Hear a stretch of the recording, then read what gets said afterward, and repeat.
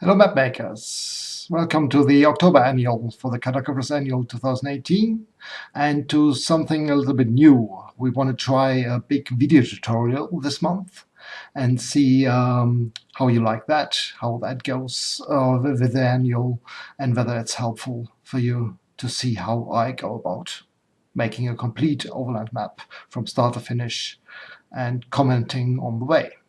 So that said, let's get started and see what we can do. We start a new map and choose the map type Overland Maps and my favorite mapping style, the Mike Schley Overland. For the size, let's do something a bit larger than the standard size, say 2000 by 1600 miles, and then just click Finish and save the map.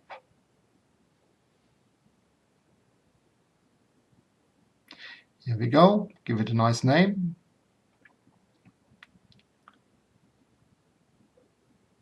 Save it, and here's our blank canvas.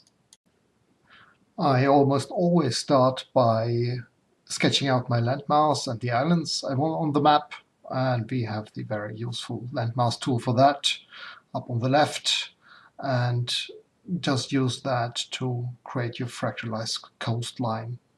Don't worry too much about individual sections, how exactly they should look. You can always go in later and edit sections, change them completely, delete stuff, and everything is editable. So there's our northern part of the continent. One thing I like to do is always keep my edges open of the map. Basically, just don't show all of the landmass and have it butt up to the map border. That gives the impression that there's more to what I'm showing, that I'm not just taking a little piece and that's everything that there is, but that there's more beyond the map border to explore and to see, and it just gives that kind of natural feeling to a map section. And only, of course, if you're not drawing a complete world map. And here's our main continents complete. And now I'm going and just add some little islands. Islands are always important to give the thing a more natural look. There's hardly any coastline in the world that doesn't have any kind of islands somewhere close to it. So just add a few. And then we're about done with our coastal outline.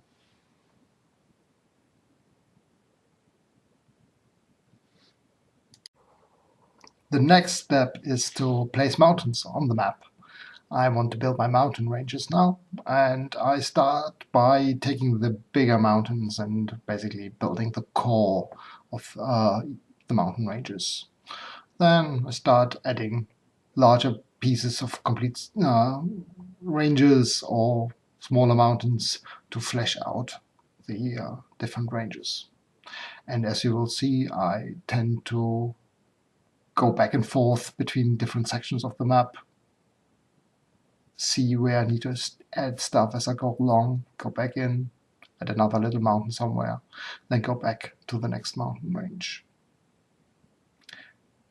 I'm going to speed up the placement of mountains a bit from here, so you don't have to watch me painstakingly place every single mountain piece.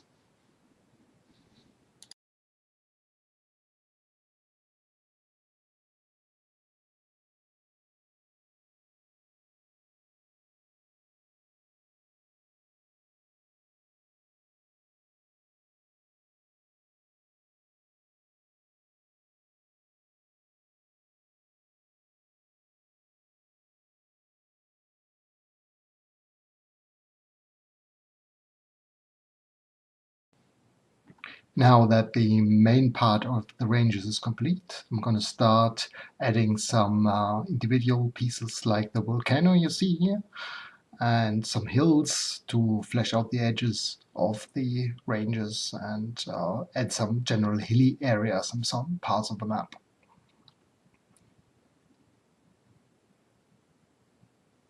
With the Mike Schley style, the hills are pretty big, so you shouldn't overdo it with following all the edges of the mountains. So for few key pieces are fine. Some generally hilly areas somewhere away from the mountains on the map, and you're basically good to go. Now the mountains do need a little bit of background, so they don't sit on top of the green landmass without any blending into it. And we've got the mountain background tool for that, as you see here on the left in the mountains catalog. And just use that to follow the general shape of your mountains and give them a bit of a surrounding edge that is a bit separate from the green landmass fill.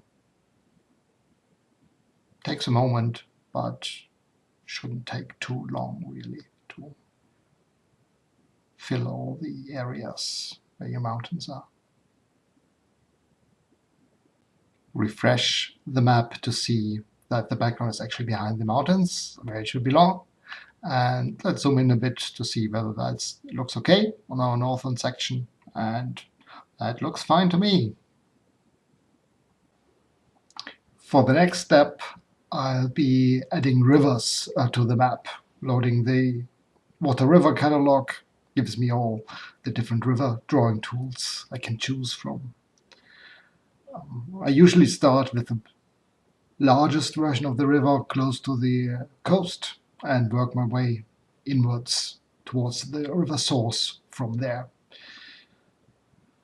And I use the endpoint modifier to connect the river to the coastline, or sometimes the on modifier, depending on where it should go. And I've just shown you that here via the menu, though I usually just use the function keys F5 for endpoint and F9 for on, which you can't see in the video when I use them. So if I want to connect the river like here to a midsection of another river, use the on modifier. If it should go to the end of the river, the endpoint modifier.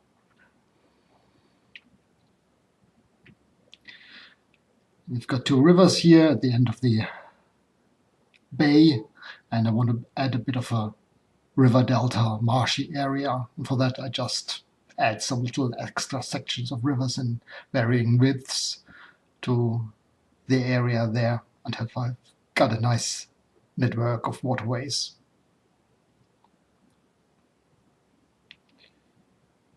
The last one. And then let's zoom in a bit to see where we need to clean up the river ends. Use the move node or node edit command for that. Just grab the end of a river and move it around until it nicely fits the coastline. And there we go.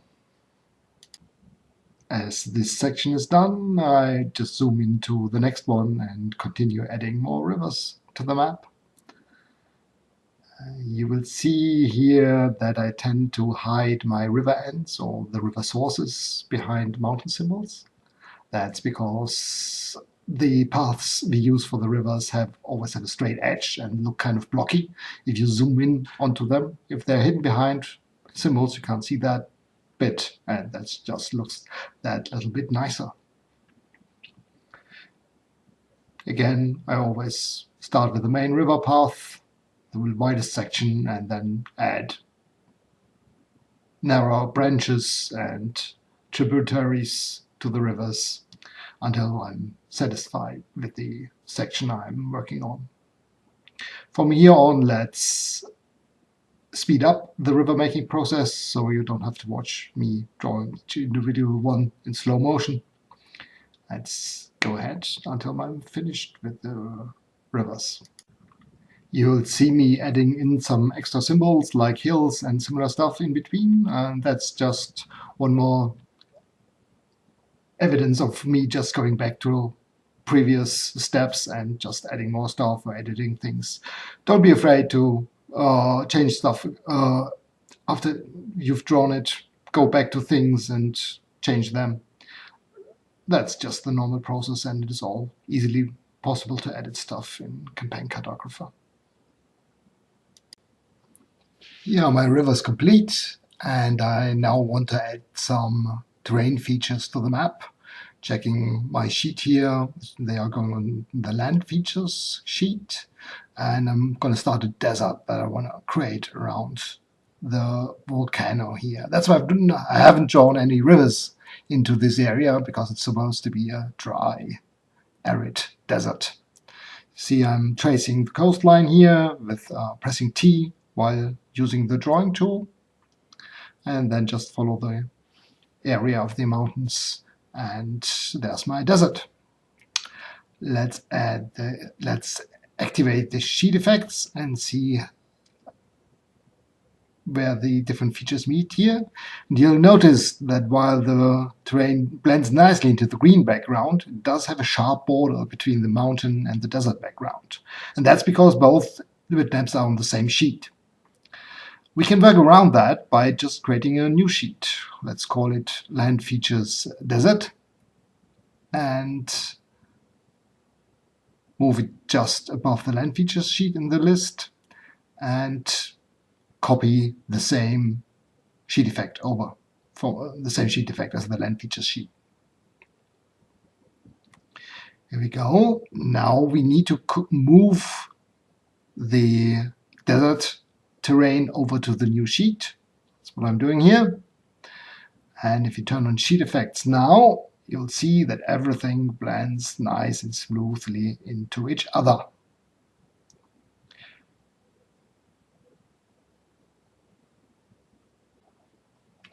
I will now start detailing individual regions of the map by adding first off structure symbols.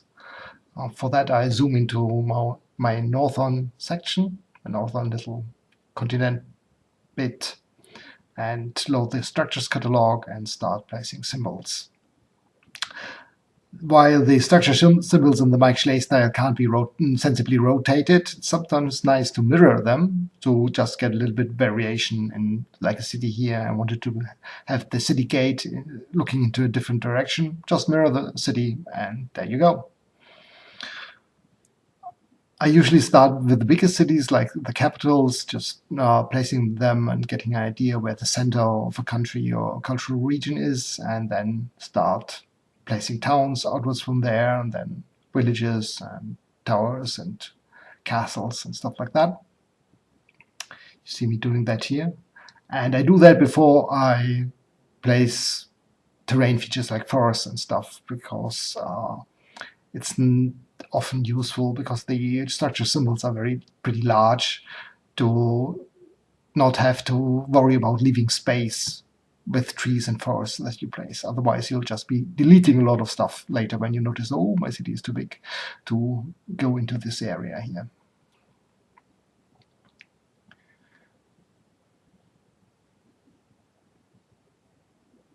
You see me trying out different locations and different types of structures here until I've got a general area. Place the ruined remains of a city there on the southern river as it flows into the sea. And now I'm just placing some border fortresses and stuff around my imagined country that's located around this northern bay here.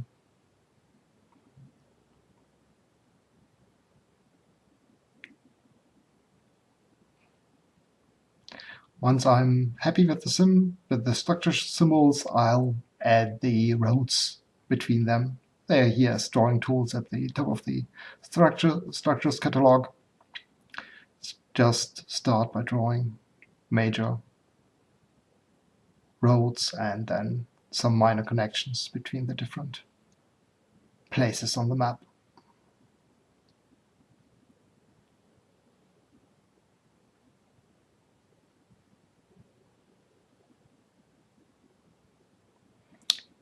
Here towards the ruined city, I got the idea that part of the road might still be used to get to outlying villages and settlements, but then it would be falling into disrepair. So instead of continuing the major road, I added a minor road at the end towards the ruined cities. There will still be treasure seekers and adventurers going there, so there will still be a little bit of a road left. You might notice that my roads are going across the town and city symbols. That's because the road sheet is above the symbols sheet, so I'm moving it up in the list. So it's just below symbols, so that the structure symbols actually hide the road behind that. The only problem with that is that if I want to draw, for example, a mountain pass, I need another sheet that I can put the road on and it shows above the mountains. So that's what I've done here. I've added a second sheet called Roads Front, and if I draw my road on that, it will still be visible, even if it crosses a mountain range. That's what I'm doing here, but you'll notice that I have not yet actually changed the sheet. It still says roads up there at the top on the sheet indicator. So after drawing it, I need to move the road to the new sheet.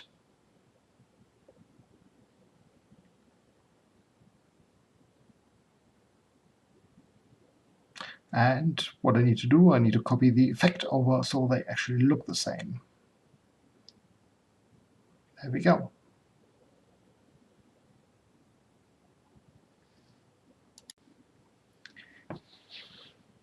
Where the roads cross the rivers, there should actually be something like a bridge or ford, and I'm now looking to place some bridge symbols at the important locations where the roads cross the bigger rivers. See, I'm not very happy with how the bridge looks here crossing the river. This one is a little bit better, but I'm still not quite happy, so I'm going to be moving that around. Rotating doesn't look good, so let's move it down a bit. And after that I can move the end of the road. For that I use the node edit command, just grab the road path there and move it until it's exactly in the location I want.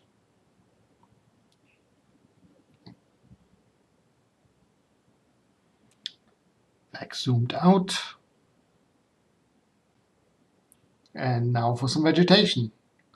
I load the vegetation symbol catalog and start out by laying down some farmland areas, where basically some important crop areas for my kingdom are. They'll be along the rivers and the coasts and the more fertile areas. You can see that I'm tracing. Again, the trace function is very useful. Just to follow along the coast. There's my first farmland area. And just to do the same along the northern coast of the bay.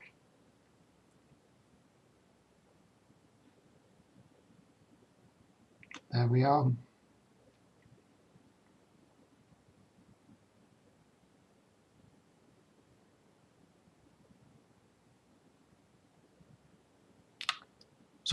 Scroll down a bit in the symbol catalog to see drawing tools for marshland and swamps.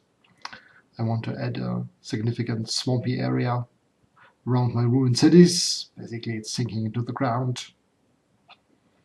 And some marshy areas around my river delta near the capital of the kingdom. Again, using the trace tool here to follow the little section of coastline.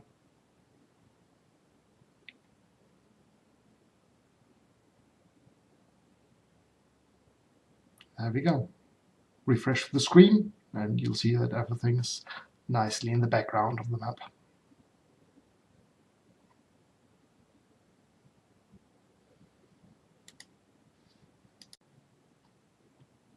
Again, I'll do a step back here and add some more roads and farmland that I've missed doing before. Moving stuff to the correct sheet. And then we'll be going on to the forests next. As with many other features, I start by laying down the largest areas of forest first and worrying about the little details and the little extras later. So just outline some larger areas where you want forests to be and let the drawing tool fill them with trees for you. Very handy drawing tool. The forest tool takes a lot of work of placing all the individual tree symbols. After adding another road here, I go in and add individual trees around the edges. I find that very important to make the forest look good. Otherwise, the edges will just be too neat and regular. Just go around and add a little few extra trees around it.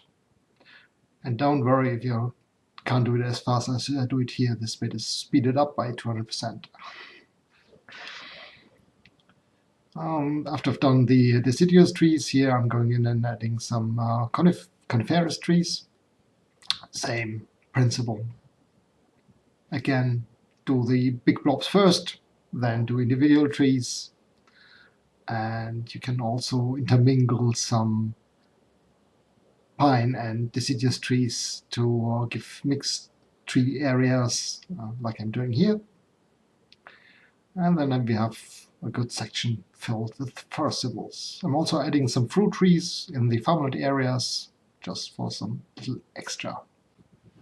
I am happy with my first section of the detailed map for now, and now from here on go from section to section and fill it in with detail like I've done for this piece. I'm starting with the upper left there, the remaining bit of the northern continent on the left that I haven't detailed yet. And you'll see me editing the coastline there, because I find the one I've drawn in the beginning a bit too boring. So I'll remove these villages again and then start editing the coastline to add some larger bays and fjords and create a little more interest in the coastline. From there on, I'll speed up a bit and let you follow along as I'm filling in a couple more sections.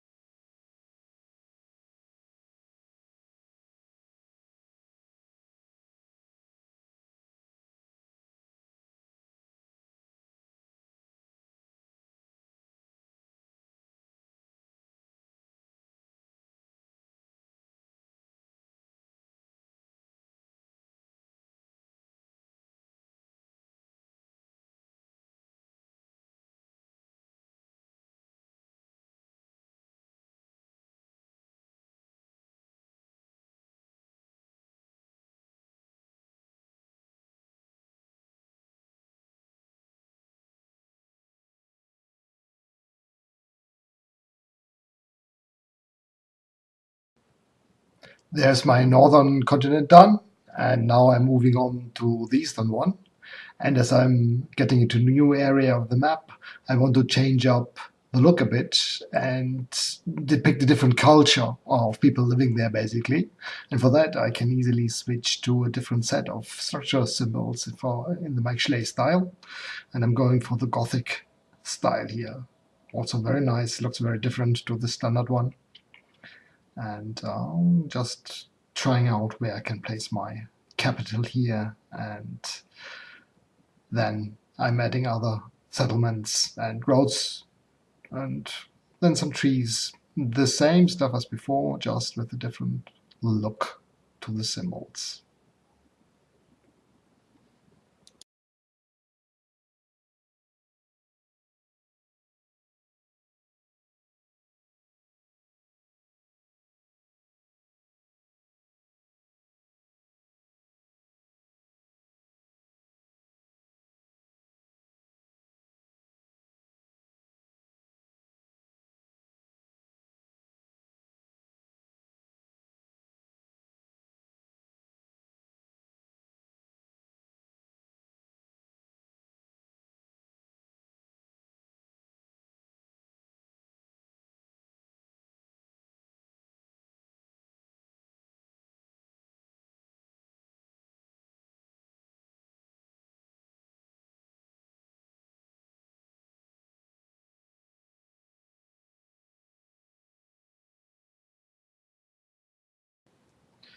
Now we're moving towards the center of our map, and the center always contains the most important thing. A map should be centered on its topic, basically.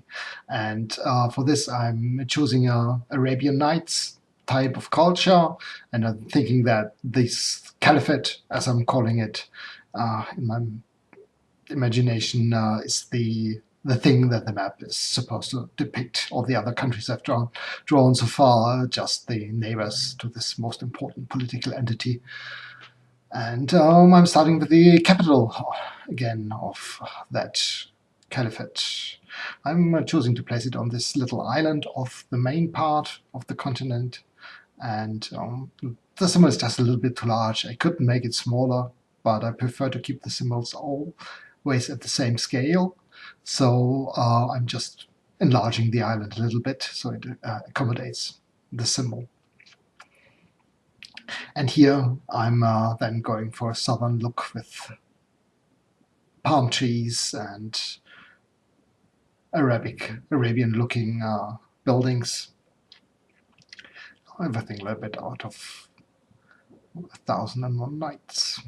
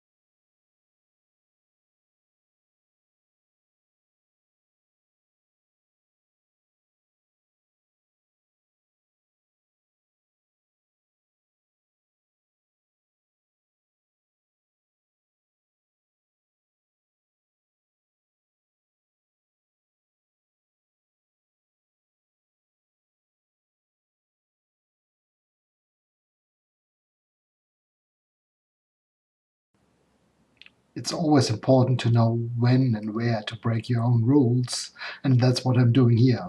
As I said before, I usually keep symbols at the same scale, but here for the pyramids I only have the one pyramid, and they all look the same size, would look a little bit strange, so I'm scaling down a few of them a little bit and get a nice Egypt-looking like collection of pyramids.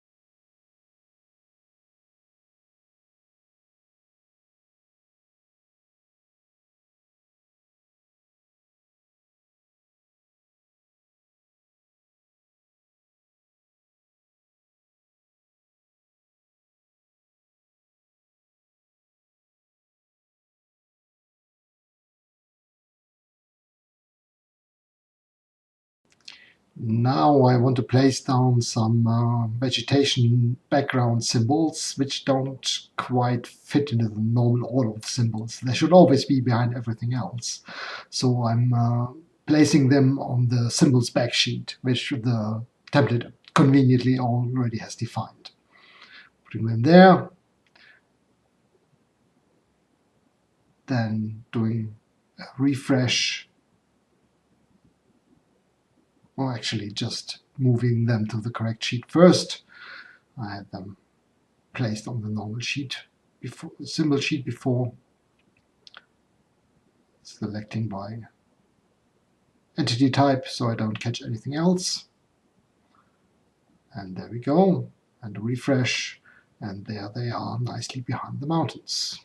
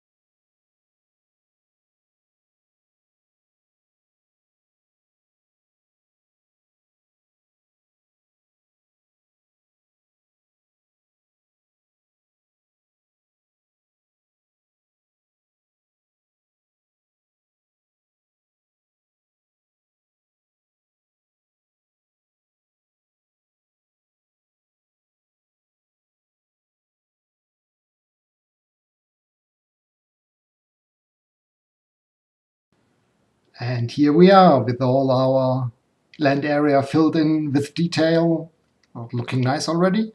But the sea is definitely still a little bit boring, does need some extra interest. And for that, we do have the convenient contour tools, sea contour tools available that let us draw a coastal area around the landmass, which I'm doing here.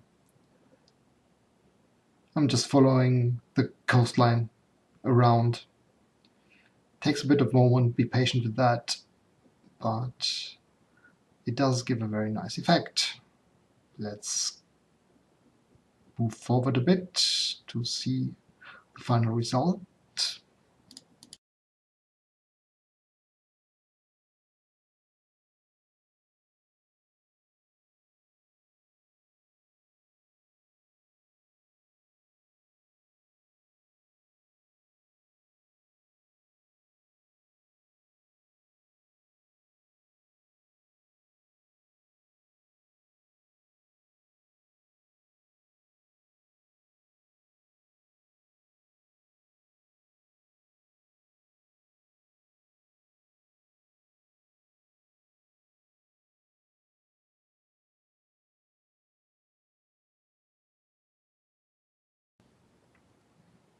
And here we are, basically.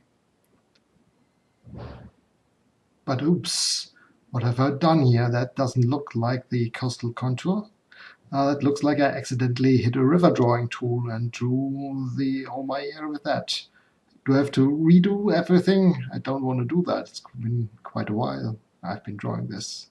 But no problem. It's always possible to change stuff. So I just close the river here, so I do have a closed polygon, and then use the change like draw tool command to change the whole thing just simply into the sea contour. Select it, do it, and there we are. The only thing I need to do manually, I need to move it to the correct sheet, so it is actually behind the landmass and not on the river sheet. And there we go. Refresh. See, you can see the brighter outline around the coast area now. Still, the water needs a little bit of extra, and I'm gonna add a little darker contour around the sections of deeper sea. And I'm just using the sea contour drawing tool for that. It's basically a slightly transparent black shape that just darkens the area behind it.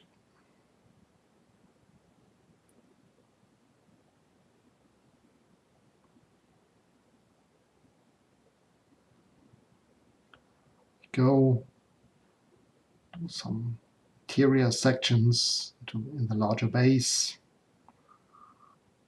Another one, and one more in the upper right corner. There we are. Now we can turn on sheet effects, but the contours vanish a little bit too much. So I'm gonna check the effect settings for that sheet. And they might be a bit too extreme for that. Contour C's is the sheet I need.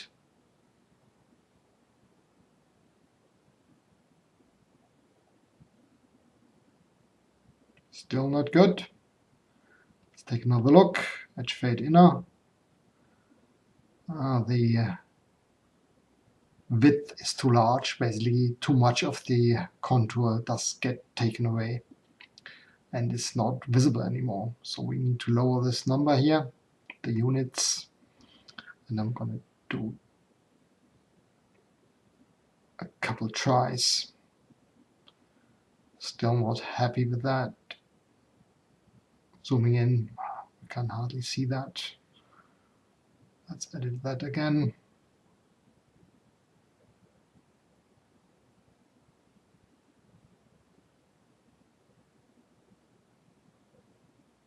This is better, still not perfect.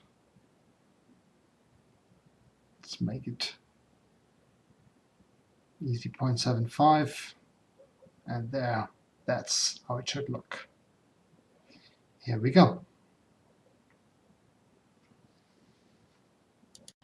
So what's next? I want to do some political borders. This is something I don't do on every map, but I think it's quite fitting for this one and very useful to show you. And for that, I'm going to zoom into the area I want to add the borders and load the borders symbol catalog. It does have a border area drawing tool, and for that I first set the color I want to draw the border in.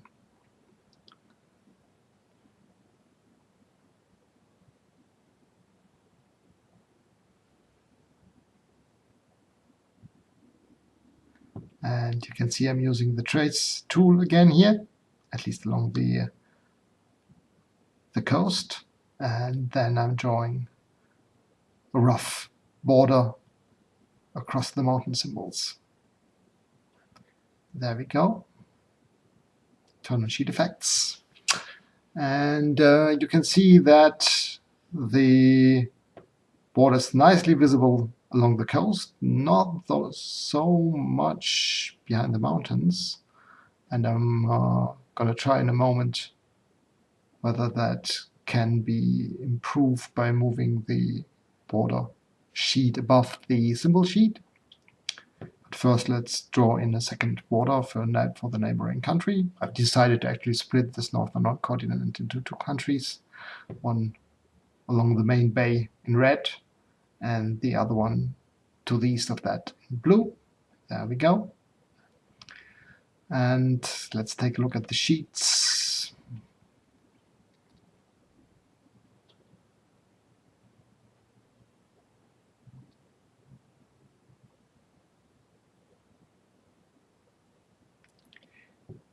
If I move the political borders sheet up above the symbols, even the symbol trees, you see the borders much more clearly. But actually I'm more happy with the previous look. Borders are not so important here, and in an ancient or medieval type environment, border won't be that precise anyway. So I'm happy with how this looks. And I'll keep the political border sheet below the symbol sheet. Turn to the next area, choosing a pink or magenta, or however you would call this color, to outline this area. This is easy. I just go around the whole thing along the coast. There we go. And finally, the border for my caliphate. I'm using a yellow. Green tends to be not a very good border color in these maps because there's just too much green in the symbols. It either clashes or vanishes in comparison. Here I'm not outlining the whole continent. I'm leaving out sections which basically won't be under control of the caliphate.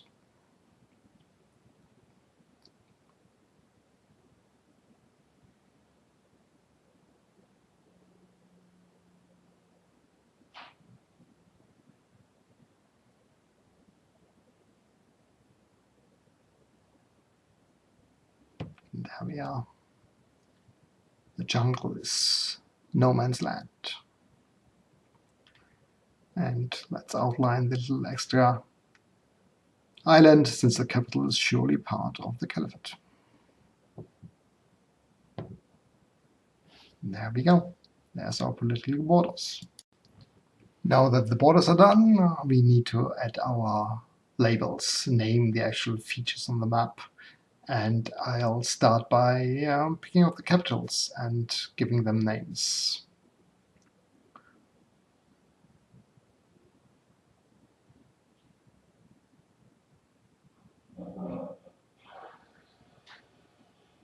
I load the borders catalog, the structures catalog for that, and use the text label tool in the upper left for the first, because that usually gives me a good template for further text on the map.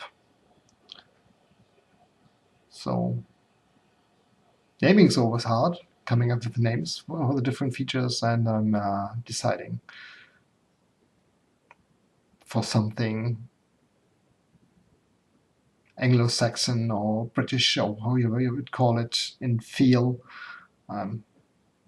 Actually not that happy with that King's Home name, so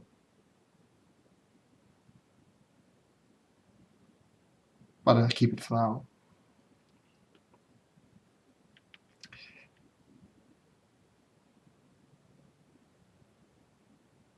I feel it's a little bit too large for the map, so I reduce the size of the text a bit, and then I have a template to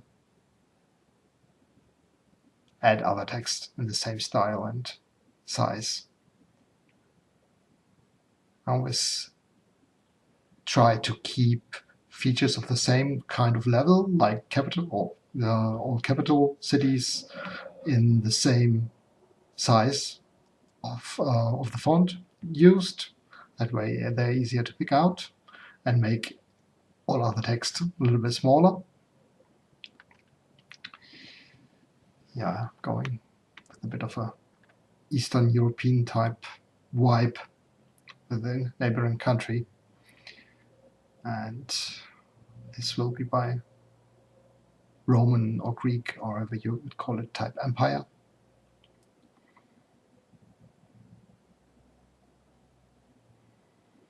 And I've already decided on a culture. So let's pick something that sounds vaguely in the correct direction. I'm no linguist and not concerned about being historically or linguistically accurate here. Just something that gives an idea.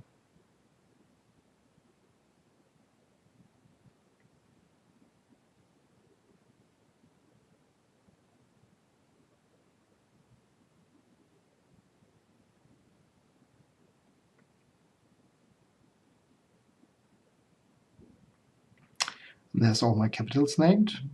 And next up, I'm going to think about labeling the countries themselves.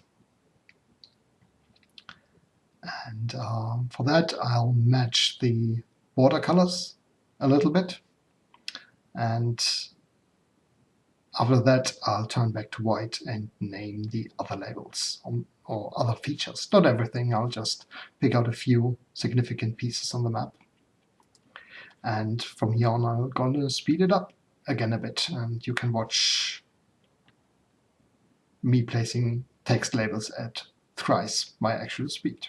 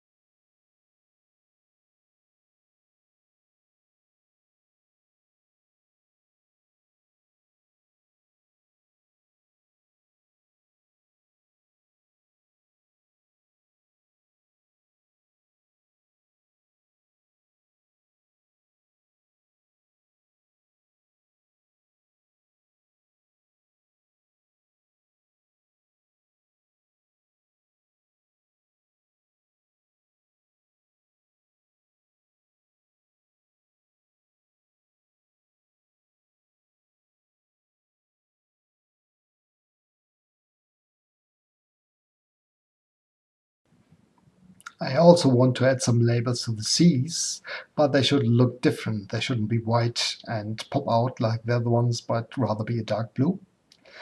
But then I don't need the black outline or drop shadow effect on the normal text. So I create a new text sheet just below the original one with no sheet effects, change the color to a dark blue, and then add the labels to the sea areas.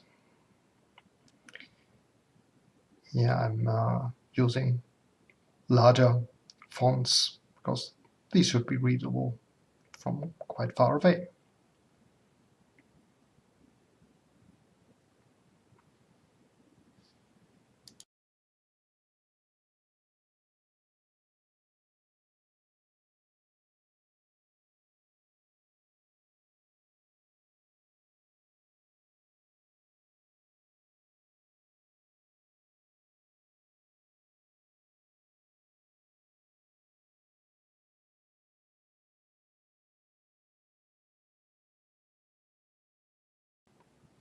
I'm almost done, but I do need compass rose and a scale bar on the map, or I want them.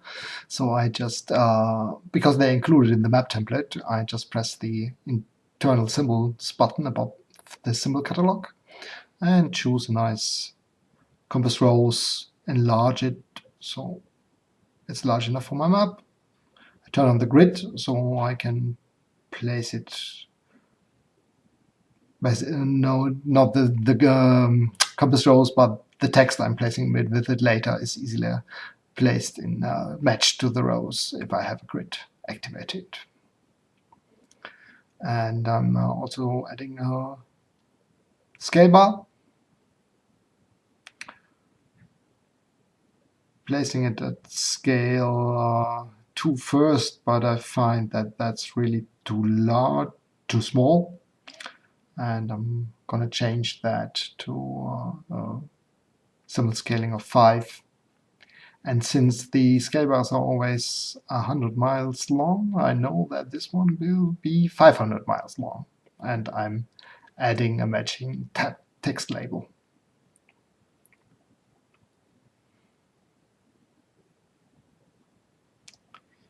Go.